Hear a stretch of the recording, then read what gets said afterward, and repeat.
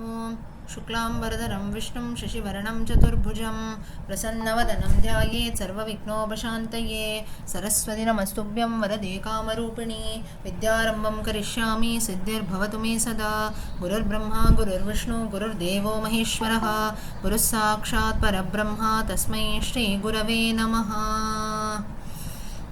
Okay, so last time we had completed with the topic of Vedas and Vedic literature. I have also shared two extra videos on the group, talks about how Vedic chanting has to be done, importance of Vedic literature and so on. So please, you can check that. It is there in all three languages, English, Hindi and Tamil. So whichever language you are comfortable, you can check. It is related to the topic of Vedic literature that we saw last week. So along with the PDF notes, you can also listen to this as convenient. Okay, so next topic we start today is Dhanurvedam or the science of archery.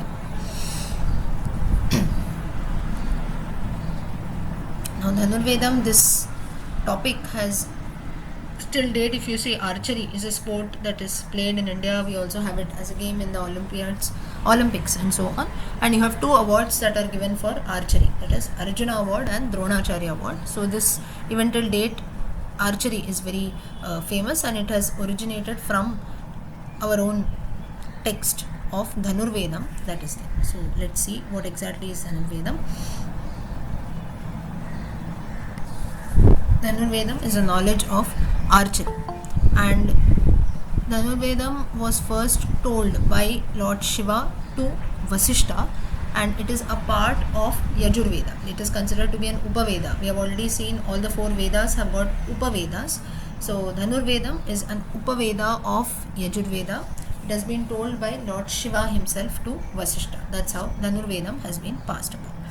Now, there are four parts to Dhanurveda. What exactly are they? You can see on your screen. Sama, Dana, Bheda and Danda. Sama, Dana, Bheda, Danda. You would have heard these terms that are used commonly. Now, Dhanurvedam is based on these four principles, but mainly it focuses on the last part, Danda. That is where its application can be seen.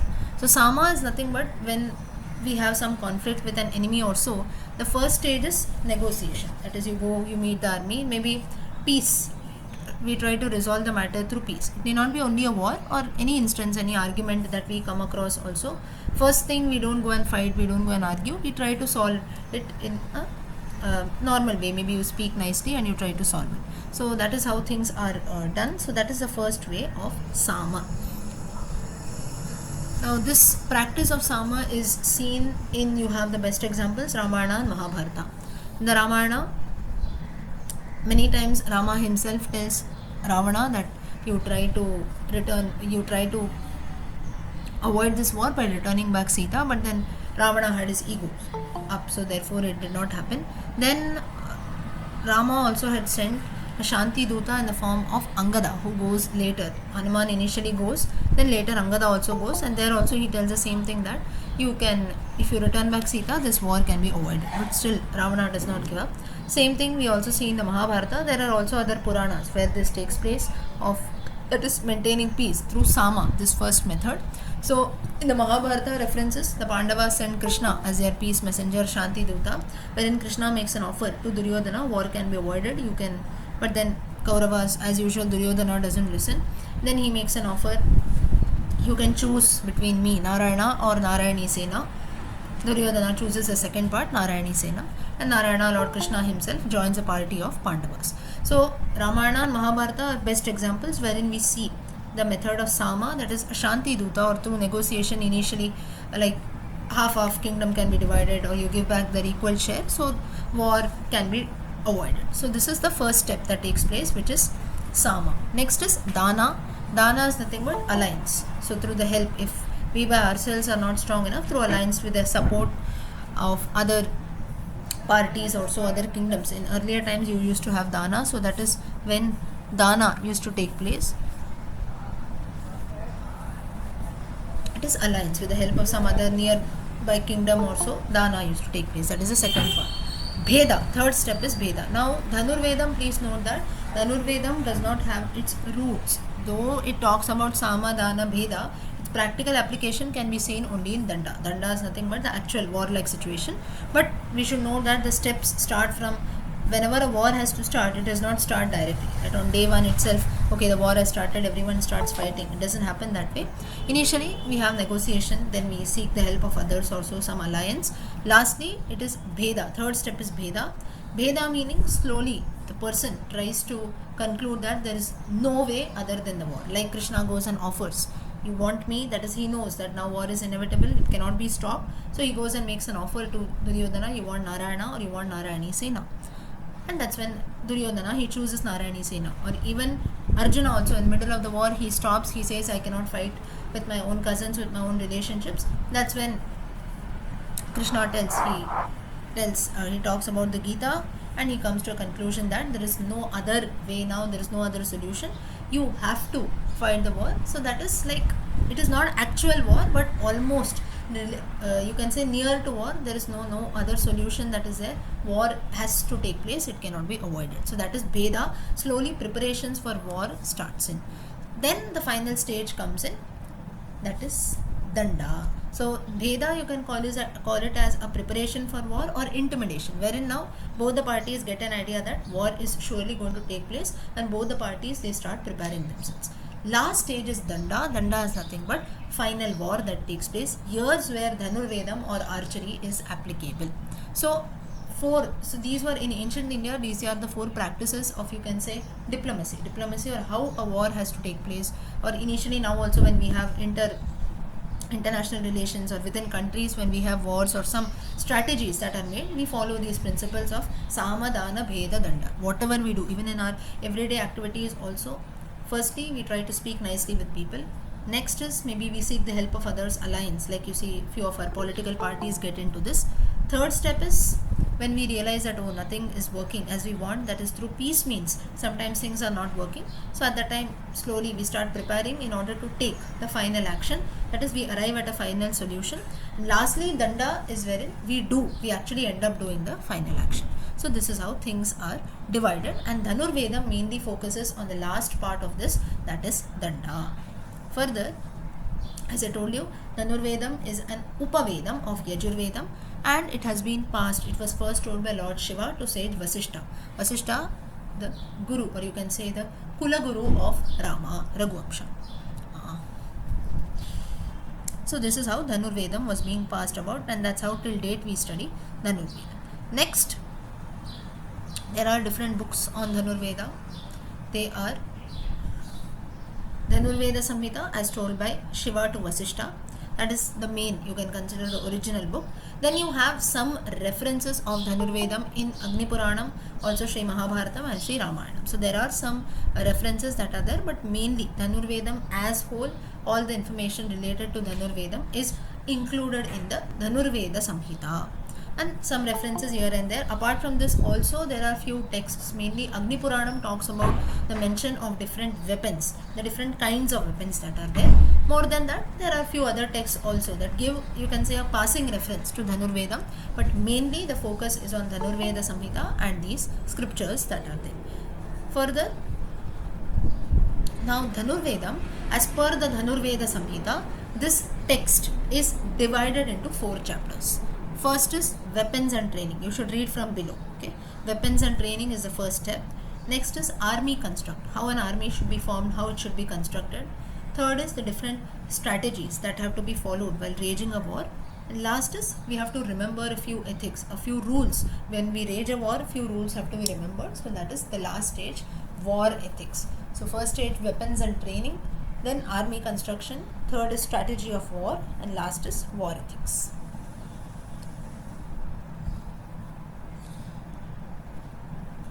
Now let's start at the first instance. When we say first chapter that is there talks about weapons and training.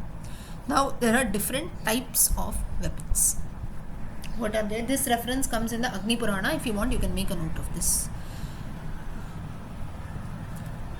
Chatuvidam Ayudham, meaning like the Chatuvidam Ayudham is this Amukta, the right side that you can see. That is like a Gadha, meaning from all sides it is covered. So directly you hit a person, he gets a blow and he might fall down dead. That is a Gadha or a mace. Muktam. Muktaha, meaning like a chakra. So it is free. It doesn't need anything. Freely it will go. You don't like. You just have to release it. It will fly in the air. It is mukta. It is free. It will go and directly it will attack the enemy. Maybe cut off the neck or something like that. So that is chakra. Mukta muktam. What is mukta muktam? Mukta muktam is like an axe also. Meaning you have to hold the weapon, but after some time you can release it. Right? Like an axe also. Like a gadha. In the case of a gadha, usually you see like, say for example in the Ramayana war, monkeys they throw their gadhas. But usually that is not how the main Gadha Yuddham takes place. For Gadha Yuddham, you should always refer to the Gadha Yuddham that takes place in Mahabharata between Duryodhana and Bhima. So usually when you fight with a mace, you don't leave the mace. You always hold it. Only then, in a good way, Gadha Yuddham takes place in the right manner. Whereas Mukta is an axe. So whenever you are, except for a woodcutter, when he cuts the tree, now at that time that axe is not used for a war purpose. But when you use a weapon like an axe also for war purpose, usually it is also released from the hand. So it is held for some time and then it is released. That's how it gets the name Mukta Muktam. Second is Yantra Mukta. Yantra Muktam meaning, Mukta is again something is released, that is a bow and arrow. An arrow is released, but to release that arrow you need some yantram, some mechanism, that is nothing but the bow. So bow and arrow is, the arrow is released freely, but in order to release the arrow you need a yantra, you need some mechanism, that is the bow. So bow and arrow is Yantra Muktam. So these are the different types or different categories of weapons that has been mentioned in the Dhanurvedam. Now there are many more types of weapons, but these are which we can commonly see, like a gadha, like a chakra, like an axe, and like a bow and arrow, Dhanushbanam. Next,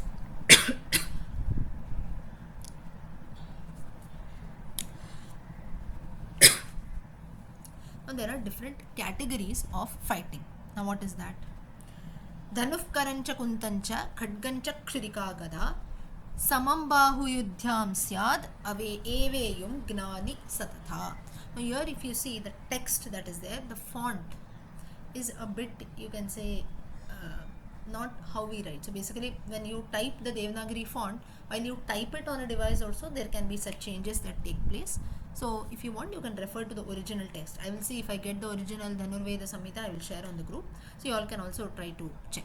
So here is different modes or different categories of fighting have been told. One is with a bow and arrow, very famous, or you can say the most common, popular way of fighting. Main reference you have the Ramayana reference. Next you have using spears, that is you just keep throwing, that is spears, boulders and so on. That is the second way of fighting. Third is using a sword fighting. Next category is releasing of chakras or weapons like this. That is you are stationed in one particular place, you are waiting in one place, but standing at your place only you keep releasing weapons. So usually you see asuras and all, they will mostly practice this. Like they will chant some mantras or so automatically, some they have some powers, they have some weapons and they will just keep releasing. So like spears, boulders, chakras and all, they don't keep moving about here and there, they are stationed in one place and they keep throwing different types of weapons. So this is one more category of fighting. Next is through wrestling, that is a hand wrestling or normal Malla Yuddham, Krishna Balarama with Chanura and Mushtika, the famous wrestling that takes place in the Krishna Leela stories. That is hand wrestling mainly. So that is one more category of fighting. Last is using the small sword. For this, anyone knows the best example where this small sword that you can see left hand side first, where was that used? It's Shivaji's time. Ah, very nice. Shivaji Maharaj. Shivaji Maharaj uses that when he was to kill Aurangzeb, right? So that is where in those times, not Shivaji Maharaj is just one example. So like this there are many more kings if you see. Mainly Chhatrapati Shivaji Maharaj, that is you can say the most, like whenever I asked this also the same example came to your mind. Same thought was there in my mind too. But there are a few more warriors also. Usually they will always keep a small sword with them, and when the right time comes they will try to attack the enemy. So this weapon when it is used is when you don't want to make the enemy aware. Like for example when he goes and kills his enemy also Aurangzeb, at that time what he does is, Aurangzeb was not at all aware that Shivaji would kill him this way, right? So Maharaj ultimately comes and maybe it was a proper ally. They tried to, if you know the deep story, they were actually embracing each other, and at that time Shivaji rightly Maharaj, he removes his sword and he hits him. So this was something which was quite unexpected, but the sword came to help at that time. So this is the purpose of the sword, wherein it can be used during a proper war also, but usually it is kept for secret situations. That is, when the enemy does not have an idea how you will attack, at that time this weapon is released. So these are all different ways of fighting, how you can fight. So most common is a bow and arrow, then you have spears, then you have swords, chakras, hand wrestling, this sword, small sword that is there, and also a gadha. Gadha Yuddham, again the famous Gadha Yuddham that takes place between Duryodhana and Bhima, and the famous incident of Urubhangam of Mahabharatam, wherein Bhima breaks the thigh of Duryodhana. He breaks the rules of Gadha Yuddham there, because as per the rules of mace fighting, you should not hit the person below the lower body. That is only till the hip part, the upper body only you must fight with the Gadha. But then Krishna signals Bhima and he hits the thigh of Duryodhana and breaks it. As the story goes, Balarama does not like this because he is the guru of Duryodhana and also Bhima. There are some references, mainly of Duryodhana. There are some references that say that he is also the guru of Bhima who had taught him Gada Yuddham. So, and he does not like. And in fact, Balarama's nature was, he was very stringent. He was a follower of rules, and our Lord Krishna was born to break rules. That is why he broke rules. Now here we do point fingers and say, how can Krishna do this? But then the reason is, when things don't happen in the right way, then we have to also coax ourselves. Just like the same thing he tells in the Gita also. If you cannot, you have tried your best, but if things are not changing for the betterment of the world, you have to change your ways then, even if it has to go against practices. Like, if you see, now you have to, now here always remember, we have to consider the situation. Like in this situation, if Duryodhana, if Bhima had followed rules, and if there was no other way in which Duryodhana could be killed. He was a great warrior, but only thing was his evil nature. So if Duryodhana was kept alive, still he will cause trouble to people. In mass destruction would take place. So therefore Duryodhana had to be killed at any cost, because many times the Pandavas had tried, Krishna himself had tried to change him, but he was not about to change, and because of him a lot of trouble was being caused through to the Pandavas and to even the common people of Kurukshetra in general. Nobody wanted him to be the king, so therefore he had to be rid away. And as a Kshatriya, Bhima's dharma was to kill the person who is there, the opposite person, Duryodhana. So if Duryodhana had been spared by following the rules of Gada Yuddham, it could have led to more destruction. So therefore Krishna tells that you can break the rules here. The same thing he tells Arjuna also.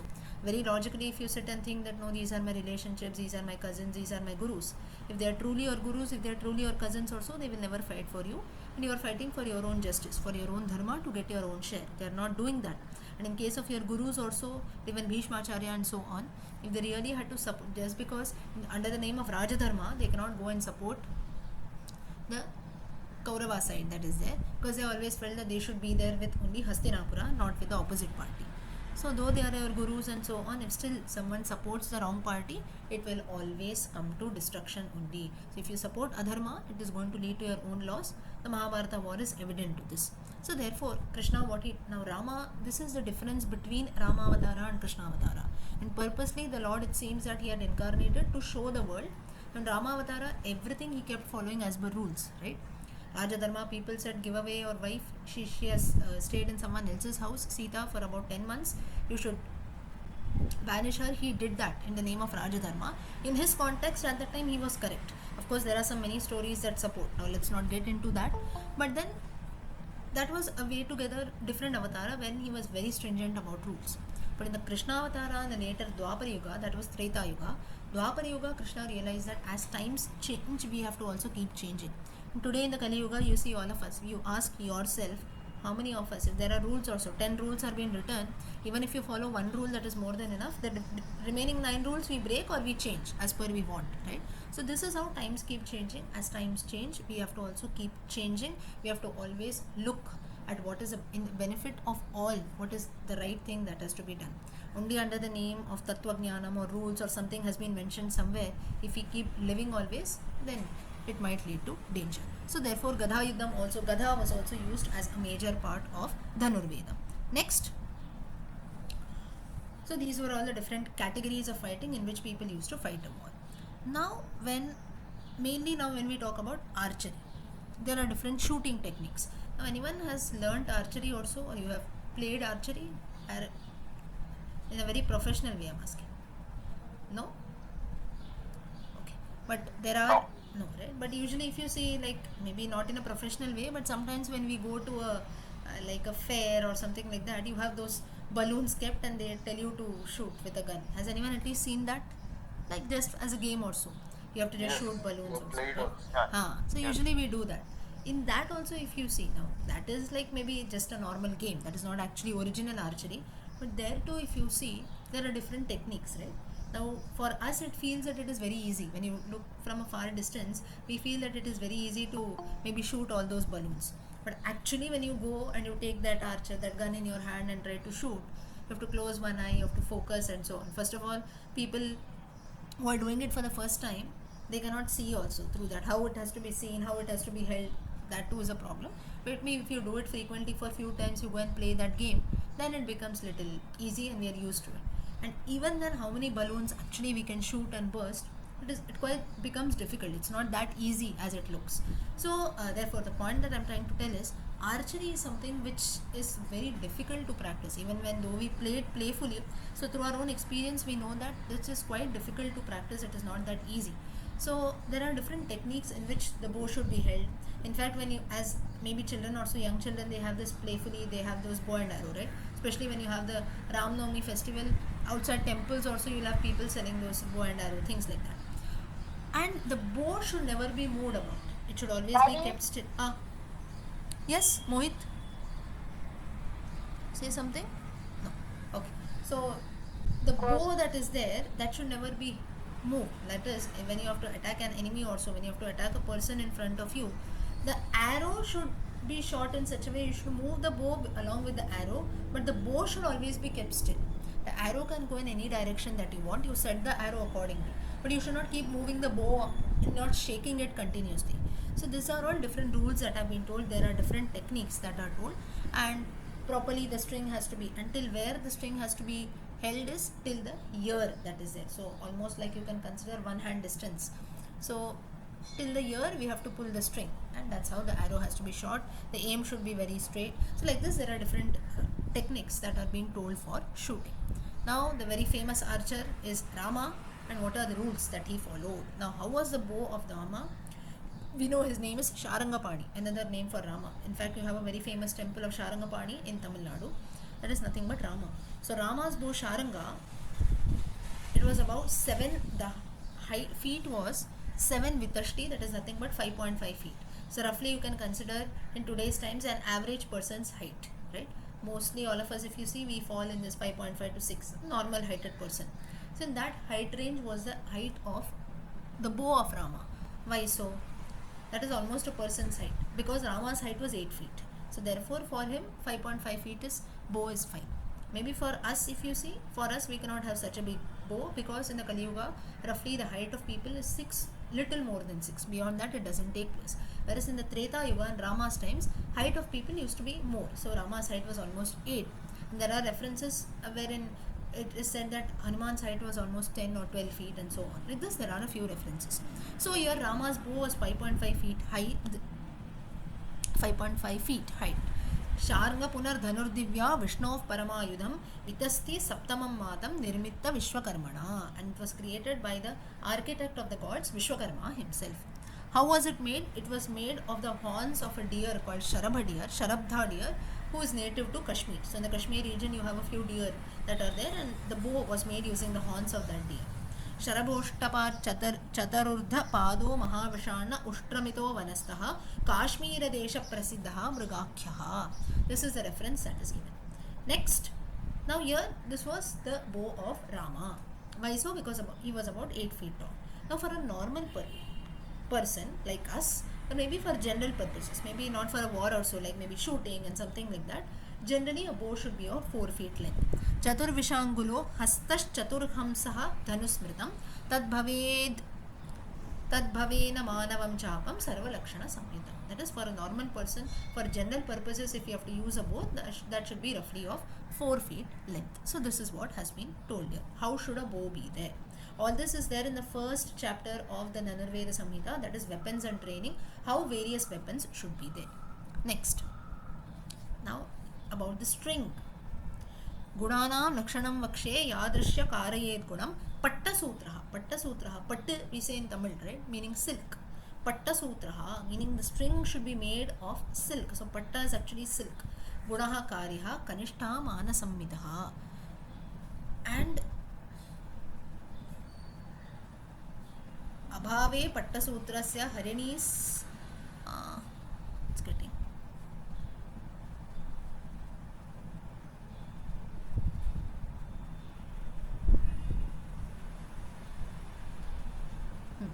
अभावे पट्टसूत्रस्य हरिणी स्नायुरिष्यते गुणार्थमपि च ग्राह्या स्नायवो महिषो भवाः. And another way in which a string has to be made is usually by using a deer, bull. Such animals are also used to make these bows, strings and so on, so that it is always very very strong. That is used. So basically now if you consider this sinew is what exactly now what to call that? Maybe you can say that the part that is used to tie the string to the bow, that can be a sinew. Anyone knows what exactly can you call sinew in easy language? It is this only, right? What I'm saying, that is basically to tie the string to the bow. The string is of silk, and to the bow when you have to tie it, I think that part is called sinew, and that is usually which this, or you can consider like tissues, what we call in a human body we have certain tissues or muscles, right? So of a deer or bull, this is used so that the part that is tied to the bow, when it is applied to the string of the bow and it is attached to it, the bow becomes very strong. So basically you can consider like tissues that are there in our body, tissues or muscles, so they are quite strong. So I think that is what should be the exact reference. Now why we are not very much aware now, I tried my best to know. What I could conclude is they are about tissues that are there in these animals' body, which is used to tie the bow.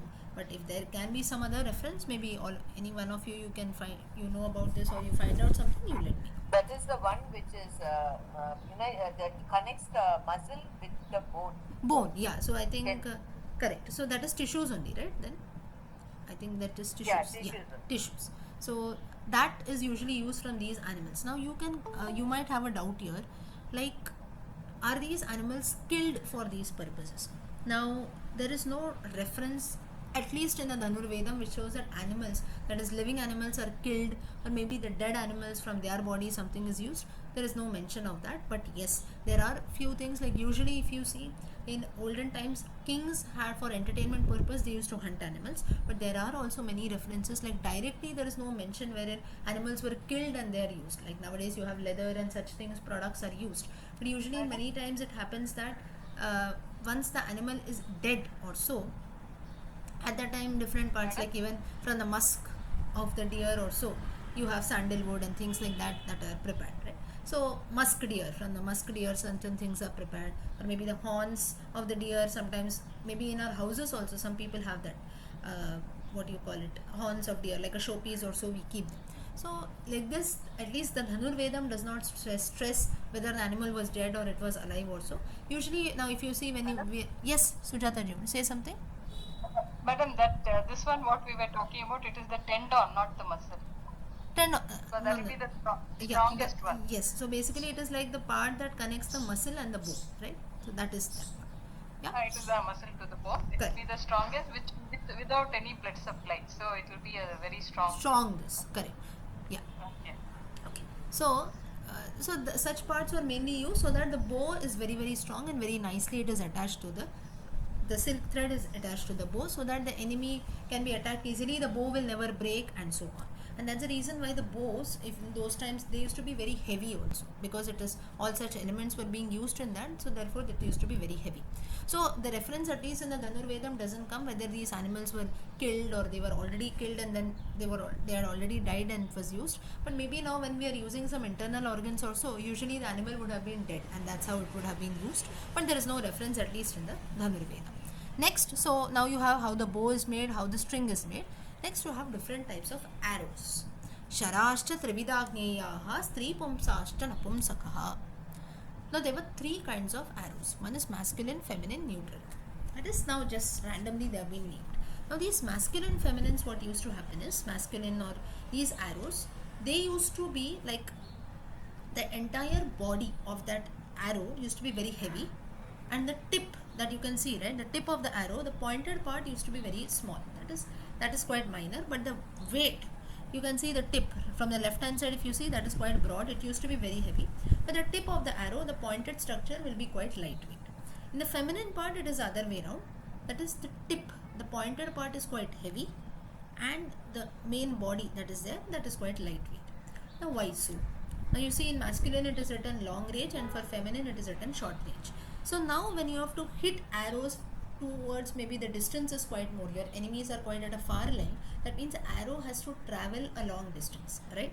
But at the same time, when it is traveling a long distance, at the same time it should be very strong. It should hit the enemy, it should cause some trouble, right? The person should die, or maybe an animal, whatever it is. Wherever you're shooting the arrow, the impact should be large. So therefore the main body, that is the entire body of the arrow, will be heavy, but at the tip the weight will be quite less, so that it can travel a long distance. Because of the weight, it will not fall down, it can travel a long distance, but because its body is very heavy and it is shot as at a long distance, the enemy who is there at a long distance will be hit and he will fall down dead because of the entire weight of the body of the arrow.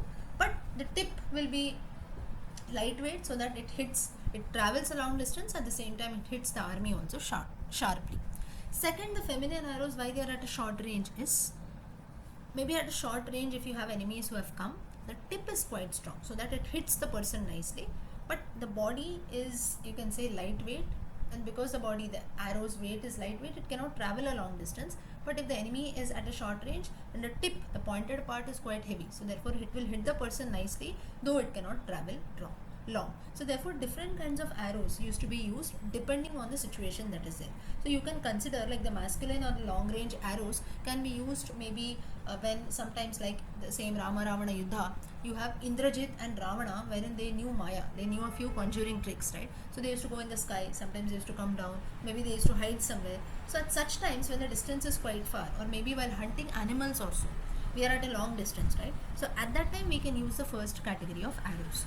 And the second category is maybe when you have a face-to-face war, that is two enemies who are maybe on foot, or maybe they have their own chariots, like you can consider the Kurukshetra war and so on. Because both the parties are there face to face, at that time you can use this feminine arrows. The distance is not much, but you want the impact to be terrible, so that is when, so depending on the situation, arrows are used. Third is neutral, that is for practice also. So you see the entire arrow, the full arrow is not that pointed. If you see, it is pointed, but maybe for practice purposes. Now if an archer has to shoot one arrow, before that he has to practice 1,000 times, only then with the right aim and so on, right? So neutrally, that is in general for practice purposes. Usually now most of us, we also play this dart game, right? DART, dart, more than arrows, dart. You have some darts and you have a aim also, we just keep throwing the spikes on that. That's the famous dart game, but that is when we keep aiming at it. So you keep aiming, and only if you hit 10 times, once it will go and fall in between. So the same thing, neutral arrows were used for practice purposes. So these were the different types of arrows which have a reference in the Dhanurveda Samhita. Okay, till here is everyone following? Yes? Yes. Yes. And I hope you are finding it interesting also. Yeah. Of course it is interesting. Very. Yeah. Yes, ma'am. Later I am going to ask you all questions now, with the names.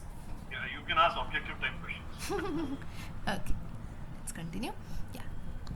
Why I told you this, I'll ask you questions, or why everyone is understanding. The thing is, topics like this, like for example Dhanurvedam, now maybe Vedic literature, still you can take out a book and read. Dhanurvedam also we can take a book and read, but it doesn't have practical application, right? Tomorrow now we are not going to take a bow and arrow and actually go and see a war in front of our eyes. So there are a few topics which maybe we cannot practically experience, but we cannot apply it, but at the same time there is so much of technicalities that is being told. We feel archery is it is something, someone comes, they have to wage a war, they hold a bow in hand, arrow in hand, they just hit. It is not so easy. That's the reason I gave you the example of that balloon shooting game or the dart game and so on. We feel it is easy, but it is not at all so. There is a lot of technicalities, and this shows that though we had 2 world wars, and you have many other, the War of Independence, Partition, China War, Pakistan War, everywhere when we have a lot of wars. Now usually in these wars what happens is, they have not used bow and arrows and all, right? Usually they have a lot of ammunition that is there. So nobody as such, they have maybe guns in hands. Beyond that they don't use much of, they might have guns or maybe shields to some extent. Beyond that they don't use these arrows and so on. But you see in our ancient India, when kings used to fight, there is so much of technicalities that are used that depending on the army, you can decide what kind of arrows you have to use. We have a range of weapons that are there, Out of that, you decide what you want to use. So it shows that right now, today's times, of course, everything has progressed. You even in war strategies, ammunition, everywhere we have developed. We have a lot of arms. We import weapons. We export weapons. All that is there.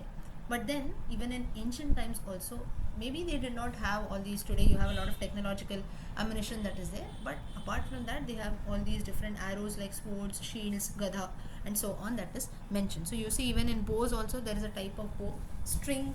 There is a type of string that has to be used, and also various types of arrows. Now, different types of arrowheads. Now, what is arrowheads? Then usually, whenever if I tell all of you to draw an arrow, how will we draw? You draw a triangle. Then below that, in the center, a line. Maybe below another some triangle-like structure. This is an arrow, normal structure. But there used to be different shapes of arrows. You see the picture. Aramukham Kshurapuncha Gopucham Chardhachandrakam Shuchi Mukhancha Bhallancha Vatsadantam Dviballakam Karanikam Kakadundam cha Tathanyam Yapya Nekashaha Phalani Desha Bhedena Bhavanti Bahurupataha. Now you see, these are all arrows actually. Their shapes are different. I'm going to tell you the purpose for each of these arrows. First is Aramukham. Now Aramukham, when should we use an Aramukham kind of arrow? It is when you have to pierce, that is when you have to, it has to pass through the skin and come out. That is usually now Aramukham, this arrow was used whenever you have to hit the army in the chest or so. Hit the enemy in front of you in the chest part. That is, the arrow should insert, it should pierce through the skin of a person. At that time, this kind of arrow has to be used, Aramukham. Next is Kshura Puncha. Kshura Prancha. Kshura Prancha.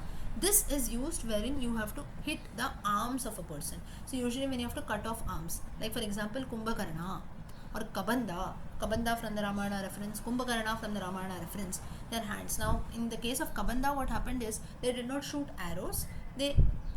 Lakshmana actually he cut off through a sword that he had, which was blessed to him by Vishwamitra and so on. Agastya had given a lot of weapons to Rama and Lakshmana at that time had got the sword. That's how he chops off the nose of Shurpanaka and also Kabanda's arms. But later, when you have reference of Kumbhakarna's both arms being cut off by Rama, it might be there that he would have used this kind of arrow, Kshurapra or Kshuraprancha, wherein it is used mainly to cut off the arms of a person. Next is Gopucha. Gopucha, now if you see, it is like a normal arrow only, the shape, common triangle diamond shape. So it is just for general aim, like you have to just maybe aim at something. Like now for this I'll give you one example. Maybe when Sugriva, he tries to test Rama that you cut down these sal trees and so on. So at that time maybe he would have used this kind of arrows that are there, Gopucha. This in general you don't want to actually attack someone or maybe kill someone, but then it is just to show our aim, or maybe for practice purposes sometimes this kind of arrow can be used, Gopucha. Next is Ardhachandra. Ardhachandra, this is quite a popular arrow, right? Maybe in many movies, serials also you would have seen this Ardhachandra weapon that is there. The fourth one. It is usually, why it is used? Now if you see its shape, it should rightly fall at the neck of a person. So to chop off the neck, this Ardhachandra is used. Rightly it will fit in the neck and chop off the head. So for a neck, to cut off the head, you have this arrow that is used, Ardhachandra. Suchimukha. Su is long. Suchimukha is, now if you see, it is also pointed in shape. It is quite small, right?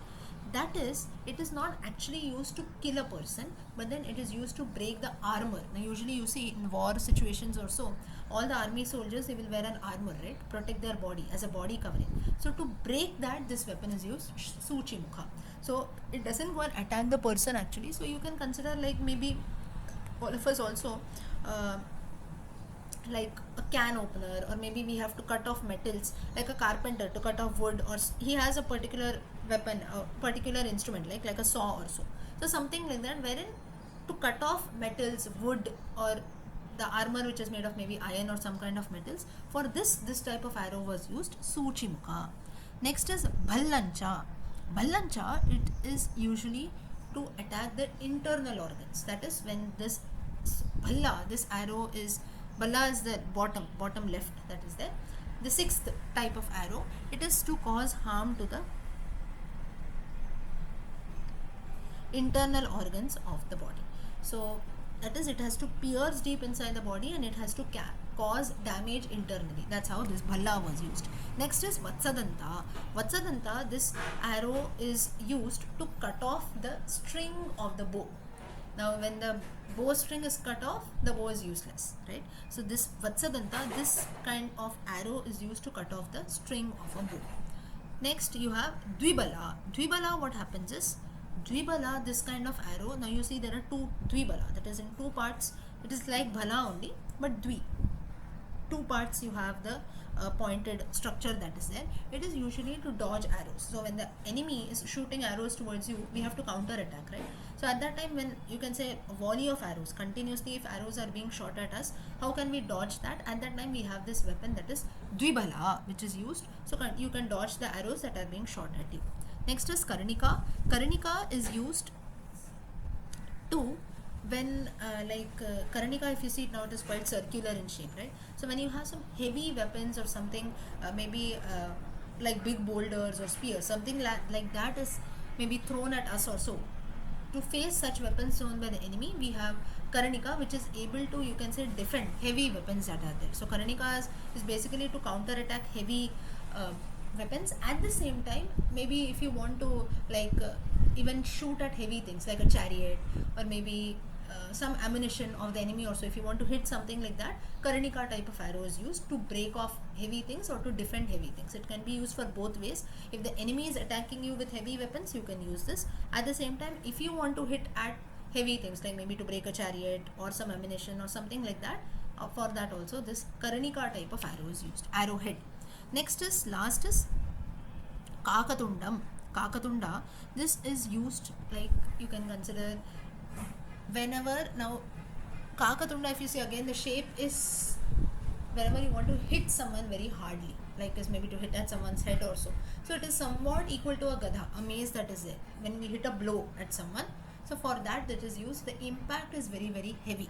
So an arrow which is like a mace, so that is what is the, you don't need a mace for this or a gada. It serves, this arrow serves the purpose of a mace. It is very heavy. It is almost equal to hitting a blow on the enemy's head. So that is Kakatunda. So these are the different types of arrowheads. Phalani desha vedena bhavanti bahurupataha. Last line of the verse, meaning phalani, meaning the results, depending on the situation and the place that we use, they have their varied results that are there. So as per the results, what we want, and depending on the army and the purpose. Now say for example, you want to chop off the hands of someone, you have to use Shurapra. If you have to just aim at something, it is Gopucha. If you have to cut off the neck of someone, Ardhachandra. So depending on the purpose and the results that we want to achieve, these different types of arrowheads are used. So therefore you see there is so much of diversity. It's not that you pick up one arrow and throw at an enemy. It is not like that. There is a variation here too. Okay, next is, now there was another method of poisoning arrowheads. Now shooting arrowheads is one thing. Next is, people used to also poison the arrowhead so that death takes place immediately. Because what happens is, when we shoot arrows, sometimes the person, there is no guarantee that the person will always die, right? It can cause damage, like we saw, for maybe now the neck is cut off or so, the person might die. But sometimes you see when arrows are hit, they might suffer injuries. It might not always lead to guaranteed death. So therefore, when a person has to be killed at any cost, at that time sometimes they used to follow this method of poisoning arrowheads. Pippali saindavam kushtam gomutreshu supeshayet anena lepayet shastram liptam chagnau pratapayet shikigrivan varanavam taptapitam tathaushadam tatastu vimalam toyam payayet shastram uttamam. So how this poison used to be made is, the people tree's bark of the tree used to be used with Saindhava lavanam, that is called, that is nothing but rock salt, and kushta. Kushta is a type of a plant, you can consider wild plant, and all this together should be mixed with cow urine, and then this paste is to be kept on an arrowhead. It used to be heated on water and it will turn blue, like almost poison. And then after cooling and washing it off, it seems that when it leads to a very poisonous effect when it hits the person's enemy's body. So these were all like different potions and mixtures that you mix, and together you, maybe if you want to see the enemy's body being poisoned, these methods were being used, that is poisoning arrowheads. So this was also another way of Dhanurvedam. Next is, so now till now what we saw is use of different weapons. You have bow, you have arrow, you have different arrowheads, Another method, if you want to poison arrowheads, what is the method? That also has been said. Next, this is all the first chapter which talks about weapons. Now, when we have to release arrows also, there are some astras. Each arrow can assume the form of an astra. Astra is nothing but spells. अथास्त्राणि प्रवक्ष्यामि सावधानो वधारय ब्रह्मास्त्रं प्रथमं पोत्र द्वितीयं ब्रह्मदण्डकं ब्रह्मशिरस्तु तीयञ्च तुह्यं पाशुपतं मतं वायव्यं पञ्चमं प्रोक्तम् आग्नेयषष्टकस्मृतं नरसिंहं सप्तमञ्च तेषां वेदाह्यन्तकाः ससंहारं सविज्ञेयं शृणुगाधे यथागतम्. Brahmastram, very famous, we know. Then Pashupatastram, which was given by Lord Shiva to Arjuna from the Mahabharata reference. Like this, there are different. Narasimha, that is maybe after praying to Lord Narasimha. Agneyastra with the powers of Agni. Vayavastra with the powers of Vayu. Pashupatastra, Lord Shiva. Brahmashira, maybe Brahmadandam, Brahmashira, Brahmastram, all powers of Brahma most. So now it is said that now whenever you have to use these arrows, there are certain spells which have to be chanted. And it is said that whenever a person, now why usually Brahmastra is said to have caused a lot of, you can say, its damages can be seen for years together, it seems. That's the reason in one context during the Rama Ravana Yuddha, you have a reference wherein once it so happened that Indrajit, when Lakshmana was fighting with Indrajit, Meghanada, he removed his Brahmastra because he could not, maybe you can say he had tried always, but still it was failing. So finally he comes to resort that this enemy has to be killed using only the Brahmastra. And at that time Rama comes and he stops Lakshmana. He tells now is not the time to use Brahmastra. Now a person wants to use Brahmastra, it is said that the mantra that has to be chanted, about 10,000 crore times. Only then the spell, the arrow gets the, you can say, the power of Brahmastra. Brahmastra is nothing but, like, you can consider almost like an atom bomb also. You can say even more than the atom bomb or nuclear bomb, mass destruction. So therefore 10,000 crore times if the spell for Brahmastra is chanted, then the arrow which we are holding gets the power of a Brahmastra. So at that time, so coming back to the story, Rama stops Lakshmana saying that your aim is to kill this Indrajit. He will be destroyed, he will be killed, but then it will lead to mass destruction, maybe in the common people of Ayodhya also. Now this, amongst the common people of Lanka, all our monkeys, our own army and so on.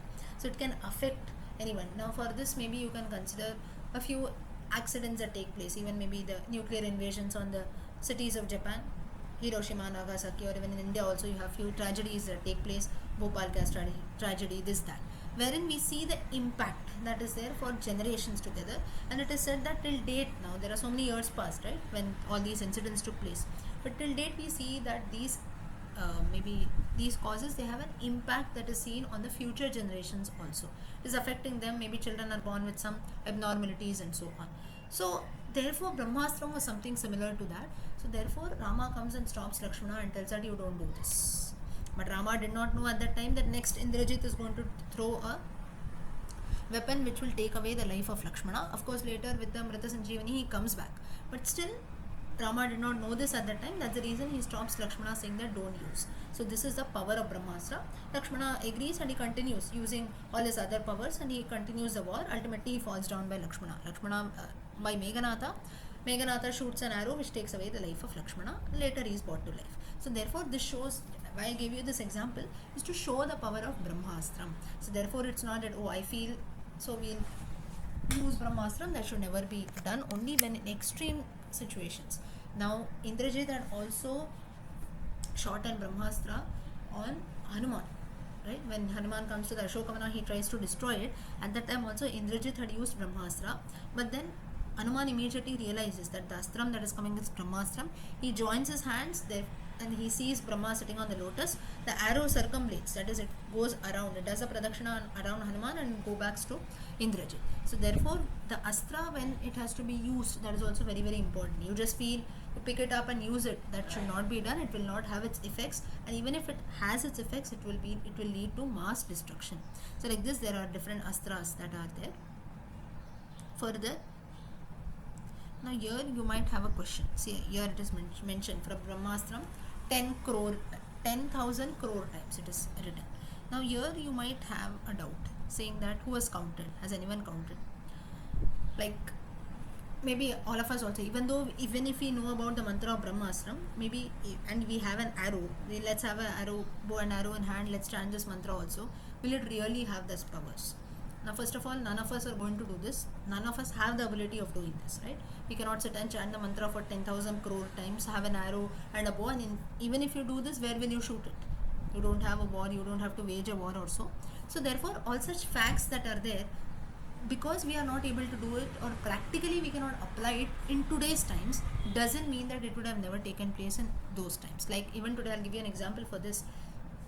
You have a lot of these, you can say, the testing of our ammunition that our army has, a lot of arms and ammunition, which takes place in the Rajasthan area. For example, the famous place of Pokhran, right? You have those atom nuclear tests that are done.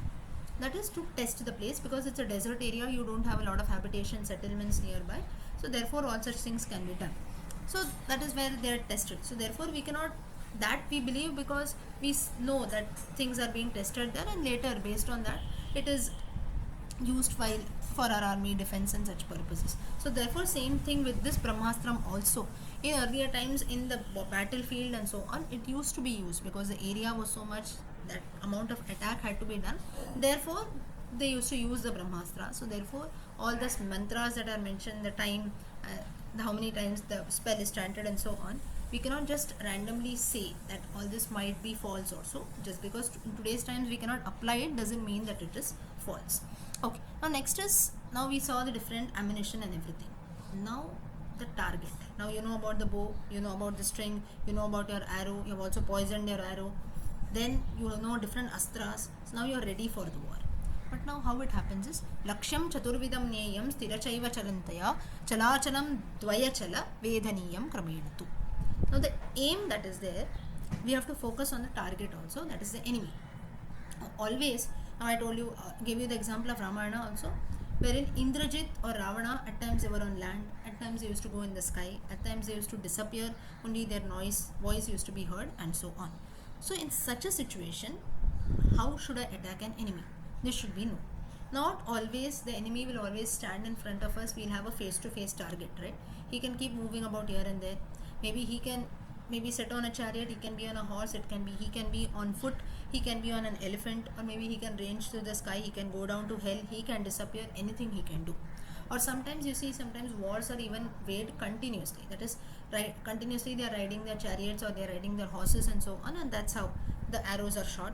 At one particular time, maybe both of them are still in one place, they have a fight face to face. So like this, there is no written rules for this, but always it used to be only face to face also. It depends on the enemy. So therefore Lakshyam, what happens is still and still, that is Thira. This is one part. So there are 4 types of target also, 4 types of Lakshyam that is there.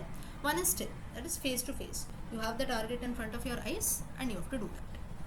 You have to attack the army. So this is the first stage, or you can say the easiest thing. Next is still and moving. You are still, but the target in front is moving. Anyone knows an example of this? Target is moving. Yeah, Arjuna. Very nice. Arjuna in the Draupadi Swayamvara, right? In the Draupadi Swayamvara, when you have the fish moving about, and that too now here, it is actually, if you see, it is not even moving. In fact, moving also, what was the condition was, he could not see the fish directly. He had to see the reflection, right? And looking at that reflection, he had to shot. So though the fish was moving continuously, he had to look at the reflection of the fish in the tub of water below, and that's how he had to shoot. So just imagine what kind of an archer he would be. So it is like Chala, that is the target is moving, no doubt, but here in this case he cannot even see the target with his eyes. He had to see his reflection, and that's how he had to do. So one more level advance. Next, what can happen is, you might be moving, but the target is still. So like this, there can be references. Now how this happens is, maybe you don't have to hit it might not be a living being also, but maybe destruction, like you can consider like sometimes bursting mountains or forts, something like that, wherein the enemy in earlier times, now when you used to have these forts or so, what used to happen is the enemy used to hide inside that.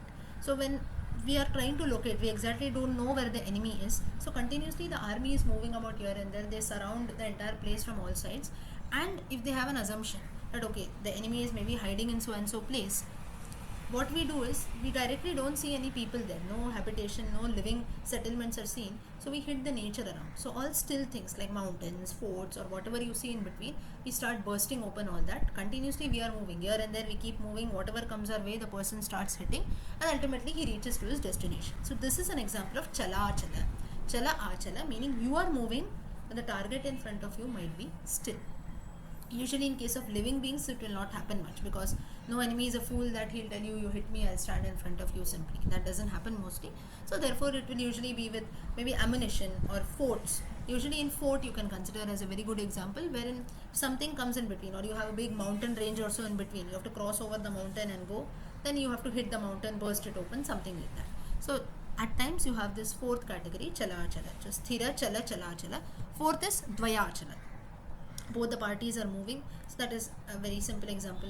On they're riding on horses or chariots, dvayachala, both of them are continuously moving here and there. Or even the Rama Ravana Yuddha, when Indra comes, Indra sends his chariot down at that for Rama. Rama also rides in the sky, Ravana also rides in the sky. So both of them they ride continuously, they're moving, and that's how they hit arrows. So this is a fourth category wherein how the target can be. So first is thira, both are still.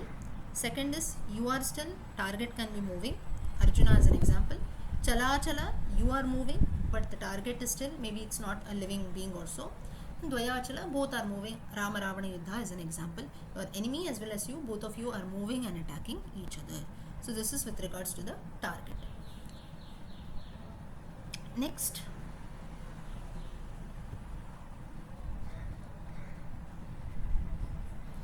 there are different techniques of shooting. How should the arrow be shot?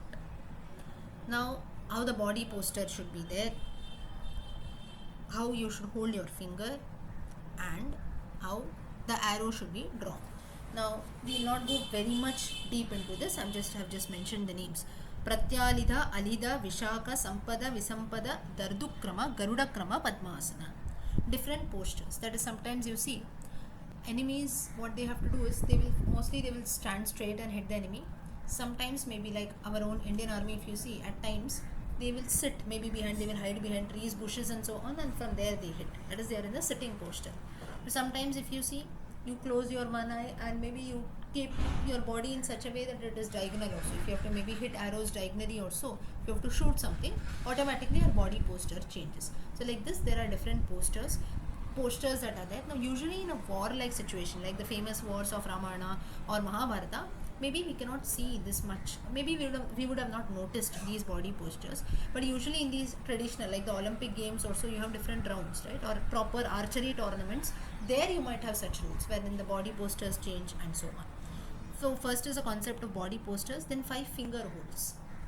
Which finger you should hold, the thumb and the index, thumb and the middle. Some arrows with all 5 fingers have to be released and so on. So it depends different how you hold the 5 fingers. That for that also there is a science. And 5 arrow draws, Kaishika, Satvika, Vatsakarana, Skanda, Bharata. How arrow has to be drawn. Now usually the most common method I told you is the string is pulled till the ear and then it is drawn. But sometimes, say for example again, if you have to shoot the arrow diagonally also, then you keep the arrow and bow little down, right? Maybe in your chest length. At that time, in that length you keep and then you shoot the arrow. Or sometimes if you have to shoot it on the sky, towards the sky upwards, if the arrow has to go, you raise your hands also up, so above your head you have it. So if you see the string if you keep it very straight, string has to be almost near your eyesight length or your head length. So above your head, that is there. In case you have to shoot upwards. If you have to shoot downwards, obviously the bow has to go down and the string that you pull maybe will come till your stomach area also upwards. So string comes upwards but then the arrow is pointing downwards. So depending in the direction which we have to shoot, the arrow has to be drawn. Different postures are taken, different finger movements are done, finger holds can be seen, and the arrow also is drawn depending on the direction where we have to shoot and so on. So this is the shooting technique that is there. So archery or Dhanurveda Samhita, if you see, it starts with different arrows. It talks about bow, then arrowheads, how you have to poison the arrowheads if needed, then different body postures that are mentioned, and also what we saw now, the target that is there. Target can be moving, it can be still, or it can be both, or sometimes you are still, target is moving, or target is moving, you are still, and so on. So that is you are moving, target is still. So it can be anything. So Dhanurveda Samhita consists of all this. So with this, today time is up, but then we have seen only the first part of Dhanurveda Samhita, that is weapons and how different trainings and techniques are given. Next there are few more rules and chapters, different war strategies, war ethics and so on as a part of Dhanurveda Samhita. We'll see all of that next time.